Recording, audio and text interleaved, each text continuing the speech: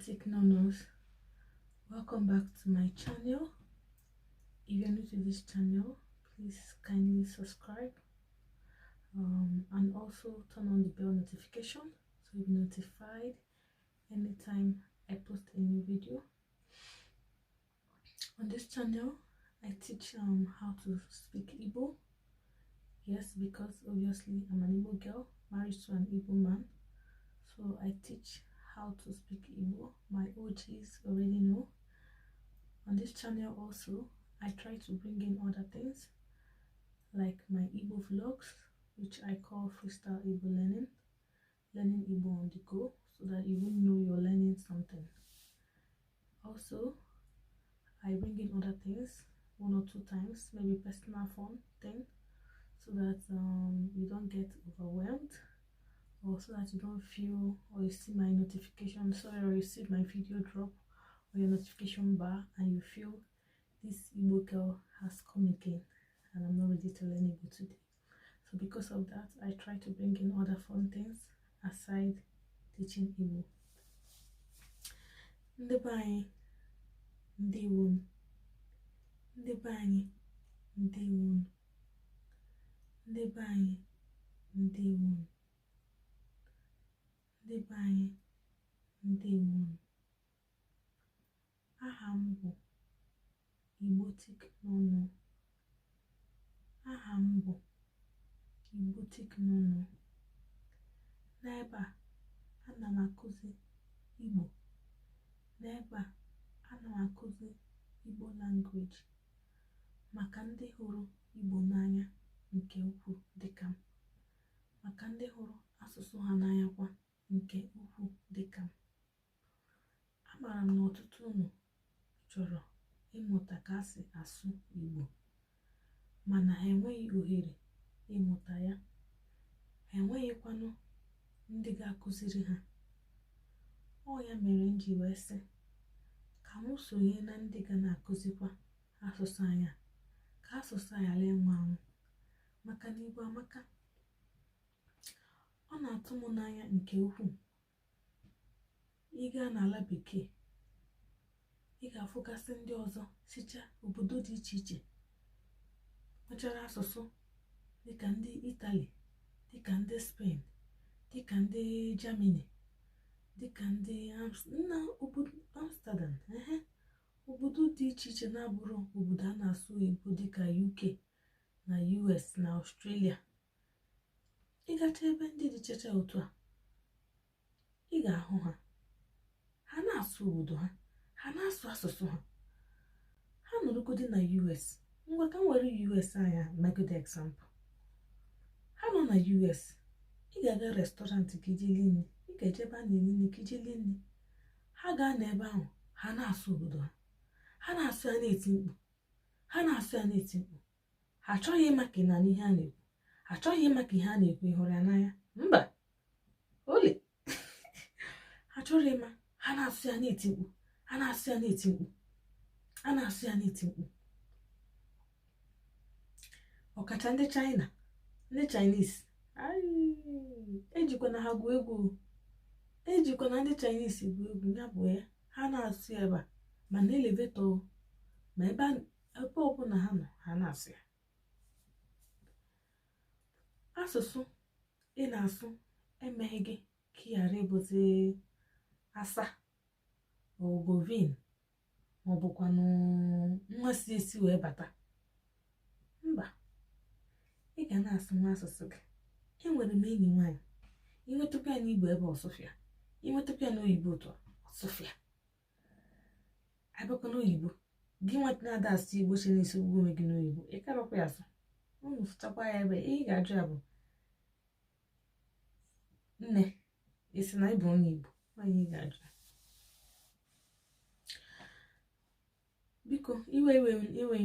Biko iwe n'unu. Akọrọ m ihe ọzọ jebe. Akọrọ m ihe ọzọ jebe. Ị na-anya, ifu na ebe a dị very very very quiet. Ọkụ etiro m nnukwu ọkụ. Ebe anyị dị quiet. Ebe a da jụụ, ebe niile da jụụ, jụụ bụ quiet, da dara jụụ quiet.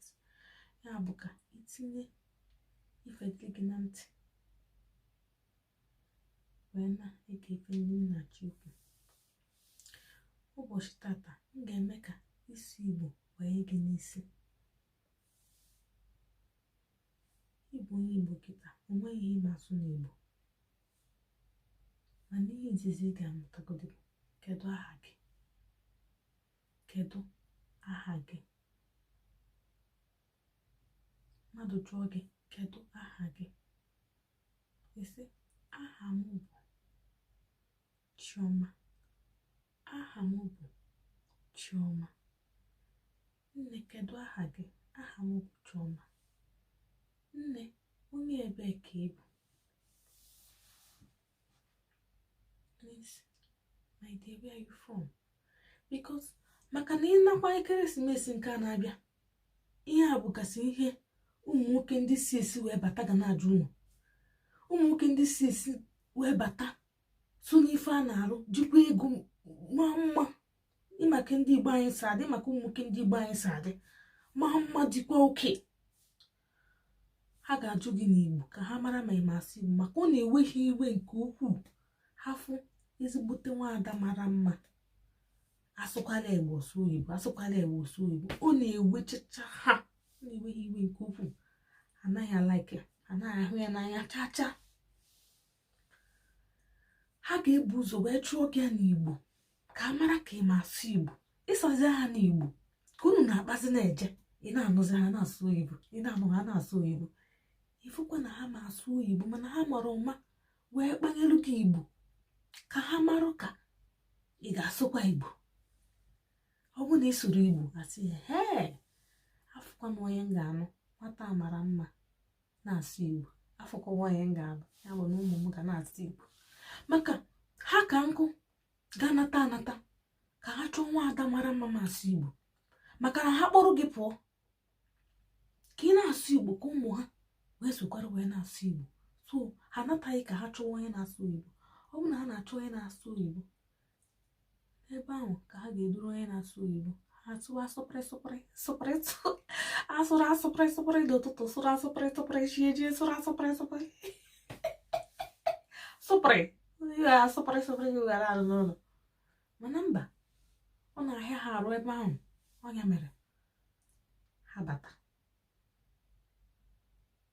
ha chọta onye na-asụ Igbo.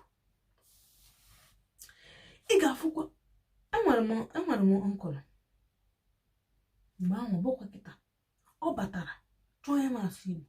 O nwere nwaanyị nwa mgbe ahụ nka pempe, o nwere nwaanyị nwa ọ chọrọ ịnụ, mana nwaanyị a ụmụachacha mma, mana ọ maghị asụ Igbo chaa, mana ọ na-anụ, mana ọ maghị asụ.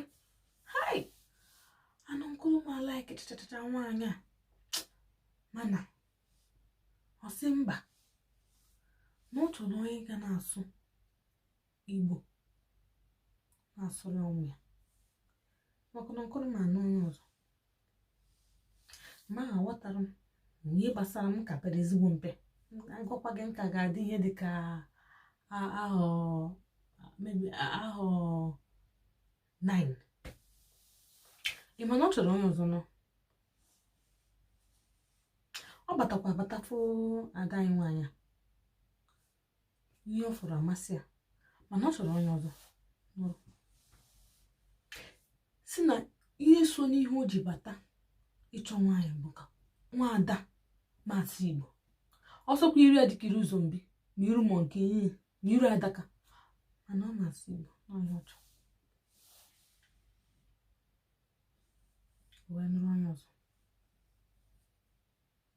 So n'ekeresimesi a ga-asị gị, nne, kedu aha gị? Na vidiyo ụbọchị tata, ọ bụgodi okwu ise ka ịmụta, ọ dị m mma. Vidiyo tata, ọ bụgodi okwu ise ka ịmụta na vidiyo taa, ọ dị m mma. A ga-ajụ gị, kedu aha gị? Nne, kedu aha gị? Ọmarịcha nwa, ọmarịcha bekee, kedu aha gị? Isi nakwa nwoke a nakwa ịnwa m, ọba na mba nka. This man wants to try me, doesn't I know this one? Aha m bụ Chioma. I say, oh, Nisha, Lucio say, okay, why in Castle? And you can use ne, the boy over there, a big kiss. Can I ask you, Mobia? I am I want uncle the rapid. Mamma, what a Igbo. I'm one Anambra State. Onye Jikok, local government, Anambra State. Yeah! Okay, I say, it is finished. Never can give me. Never can give me. It is finished. What you want? A big kiss, butter. Big, everybody came back. I opened another for Christmas. So for Christmas, a big kiss, butter. It's in US. My CS in UK, butter. Ha! Alabia. Ada wanya. Mara muta. Si UK butter. Si US butter. Igbo na apia no nuta. Ne. Will you be my wife? I know. Ne. Igano. Una football ebe propose mado na main road. Una football ebe propose mado. You not see where they propose somebody on the road. Kedu aha gị? Aha m bụ Chioma. Kedu ebe isi? Onye ebe ka ịbụ? Abụ m onye Enugu na njikọ ka local government Anambra State. Ebe kwanụ ka isi bata? Esi m US, esi m UK. Ebe ọ nọsọsịkwa gị si n'isi wee bata. Kedu ife ndị like gasị? Kedu ife ndị na-amasị gị? Kedu ife ndị na-amasị gị? Means what and what do you like? Ikwubezikwa ihe ndị na-amasị m bụ 1, 2, 3, 4 ịkpọsịsịbarị ya. Ihe ndị na-adịghị amasị m ịkpọsịsịrị ya. Na mgbosi izizi anwụ n'ụfọ ọma njụba gị arọ ole ka ịdị nwere ike ọjụkwa gị mana ọjụọ gị arọ ole ka ịdị isikwa na ịdị otu 12 isikwa na ịdị 24 isikwa na ịdị 31 mana obi ga-adị ya nwere ịzagodi ụmụ ndị nke ịza ọ dịbazikwa ọ na-asụzi ị na-aza befe Maria tupu ị Maria ọsụma ma oyibo ọ bụrụ na ihe o juwe sụalụ gị Igbo bụ ka ọ mara paka ịmakwa ihe a na-akọ. So thank you guys for watching. This was the end of this video. I know that you have learned, at least you have learned what is your name, where are you from, which village are you from, how old are you. It's okay for today. I'll see you guys in my next video. If you have not subscribed to this channel, please do so. Turn on the bell notification so you're notified anytime I post a new video. And I'll see you in my next video. Do have a wonderful day. Bye. And please guys, if you want to see more of this video and more of this setting, because this setting is very relaxing, very calm. If you want to see more of this setting and more of this calm lesson, please put down in the comment section and I'll be right back. To have a wonderful day. Bye.